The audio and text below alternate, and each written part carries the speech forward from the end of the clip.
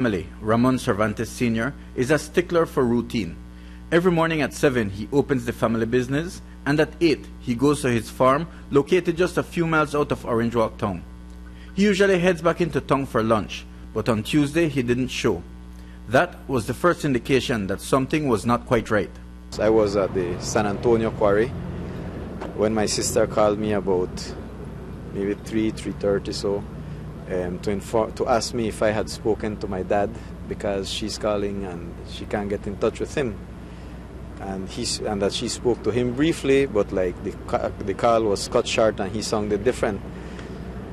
So I called him about 3:30, 3:35 thereabouts, and he answered.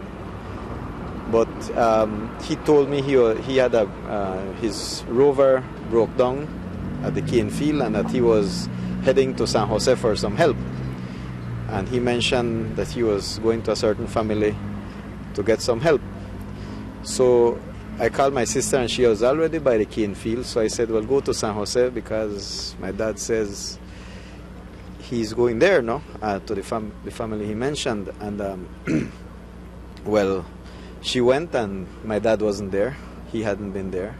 Ramon Cervantes Jr. called his dad again. He answered and said that he was in San Jose, in some area he didn't know. Cervantes Jr. says his dad knows every area of San Jose, so that set off some alarm bells. But more than that, his father's voice was strange. You know, he would never say something like that. And his voice was sounded very tired, very weak, dragging, fatigued. So there is when I heard something was wrong. Cervantes Jr. was already heading to the cane field on the San Roman Road, and there he found his father's Land Rover abandoned. His father nowhere to be found. The tailgate was open with chemicals, and mixtures were there on the ground. And then about 5 cane rows away from where the Land Rover was, we saw, me and my sister, we found we saw his cap on the ground. We saw his spray pump thrown on the ground. The hose of the spray pump you could see was clearly slashed by a machete. We also saw the core, the carton core of the duct tape, We saw some coins on the ground. I think a dollar coin and some shillings and some 5 cents. From the scene, the family deduced that there was some sort of struggle, and Cervantes Jr. immediately turned to the police, who he says responded promptly. I think they overpowered him. He was overpowered definitely by more than one person, and tied, bound, and I don't know, taken somewhere. I think he was taken somewhere. Even though there's a certain period of time that some officers would use their discretion in waiting, as a consequence of the vehicle being found abandoned on the farm and the victim, Mr. Cervantes, was not located, this became a concern for us. And as a consequence, we immediately launched an investigation into the matter.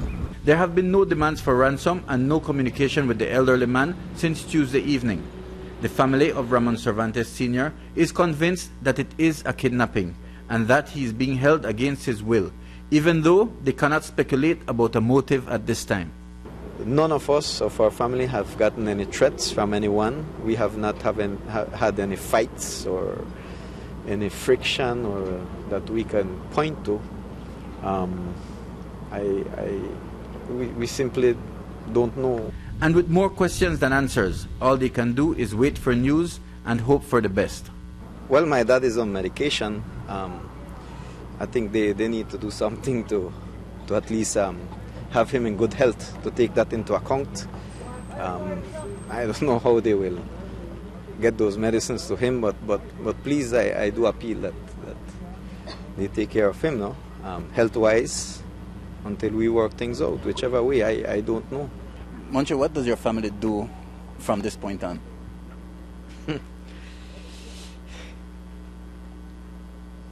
pray. Mike Rodon for News 5.